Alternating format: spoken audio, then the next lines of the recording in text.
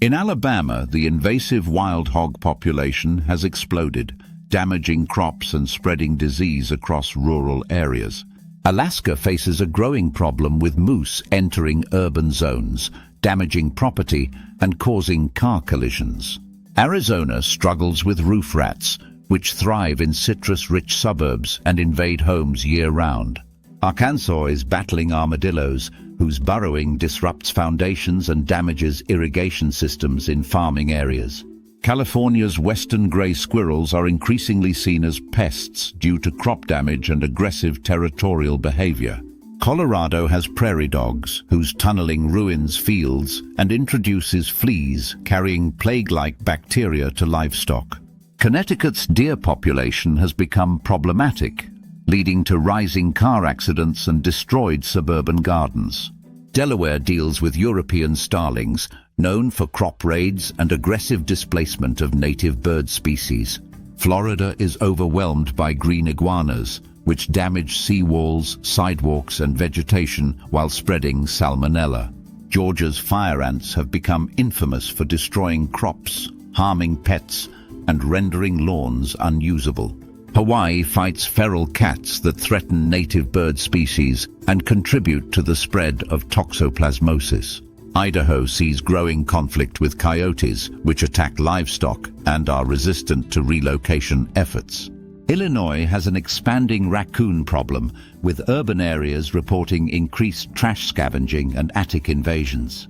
Indiana is facing trouble with Canada geese, which leave behind dangerous droppings and aggressively defend nesting sites. Iowa is overwhelmed by voles, which destroy gardens and root systems, undermining agricultural stability.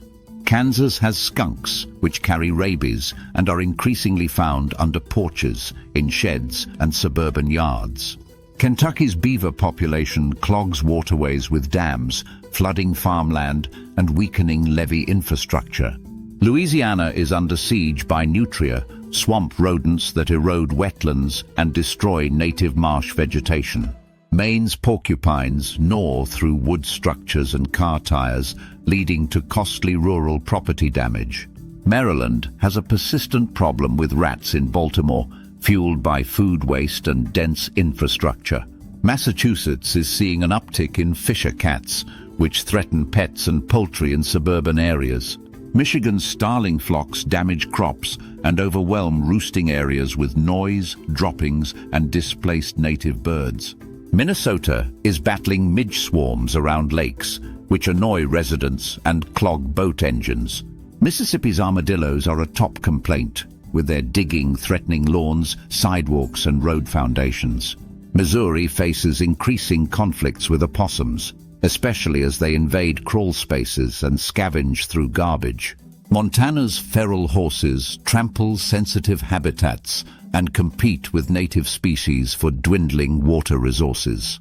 Nebraska is seeing ground squirrels disrupt crop fields and attract predators closer to livestock zones.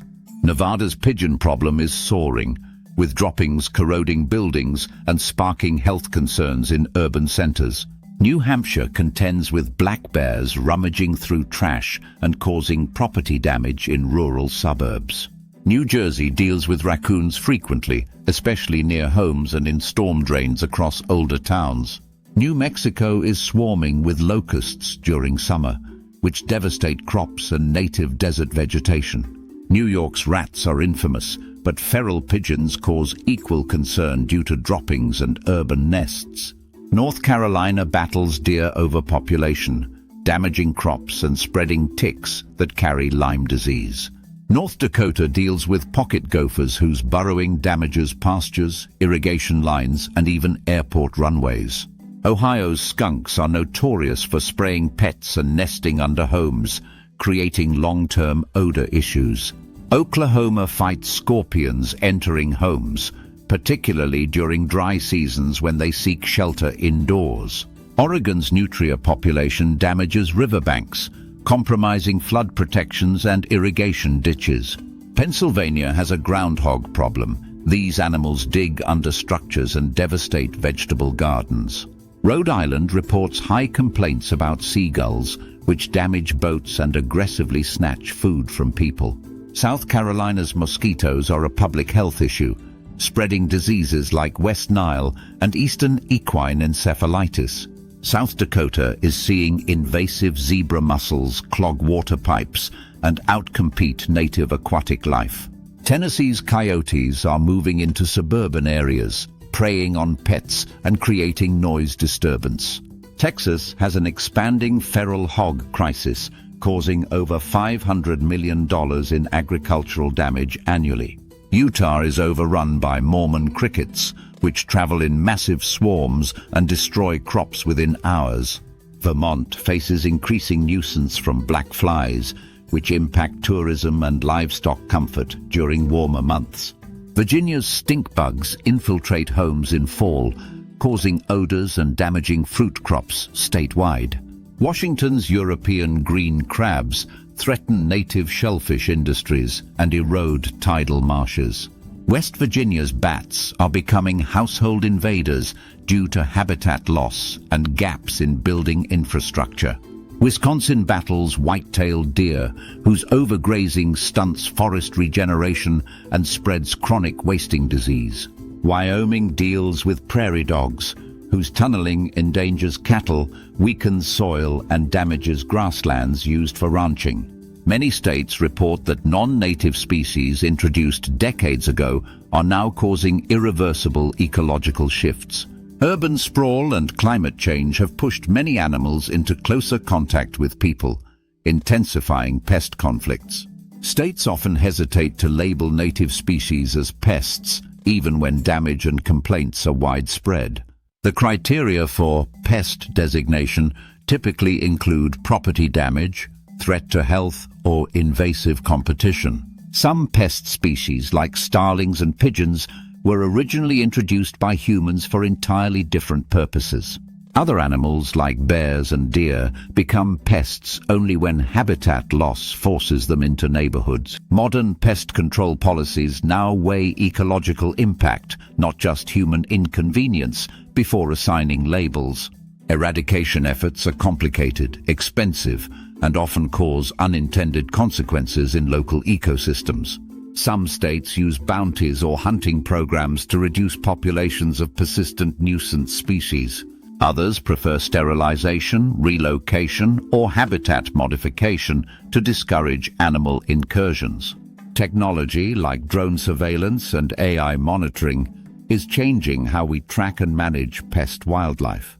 In many cases, pest designation can also be politically charged and influenced by economic interests.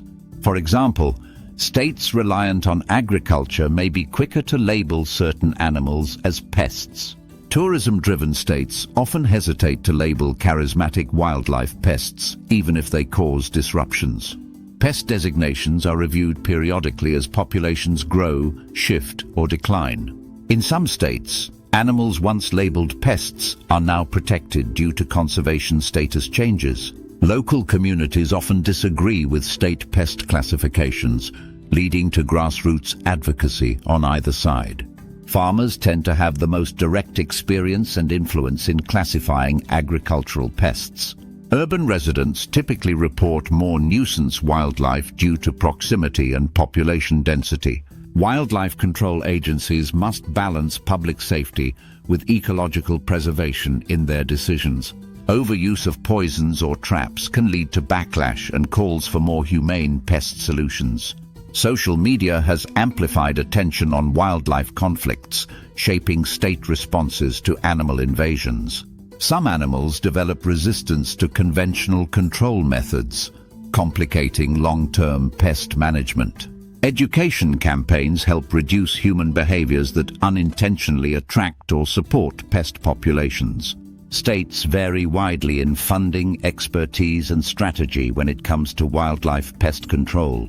Some states share pest data and collaborate regionally, especially when animals migrate across state lines. Public feedback is increasingly part of pest designation and removal decisions through surveys and town halls. Ultimately, calling an animal a pest reflects human priorities as much as ecological reality. As climate change alters habitats, the list of pest species in each state will continue to evolve. Flooding, drought, and temperature swings are pushing some animals to become pests in entirely new places.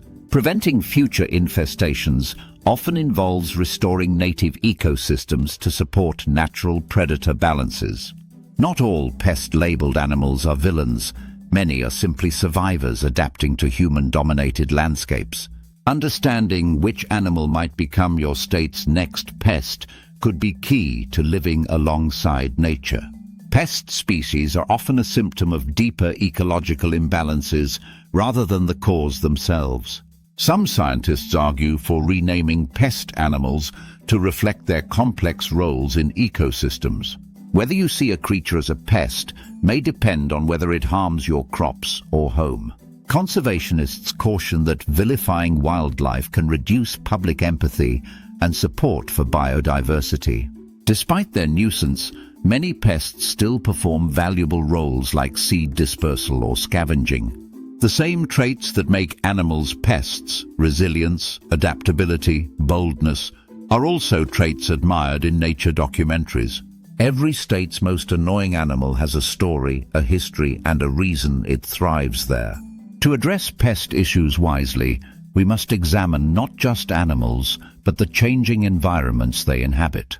Wildlife conflicts will intensify as climate, infrastructure, and human expansion continue to overlap. Forward-thinking policies and public education can reduce tensions before animals become overwhelming problems. Each state's pest animal tells a broader story about our changing relationship with nature across the US.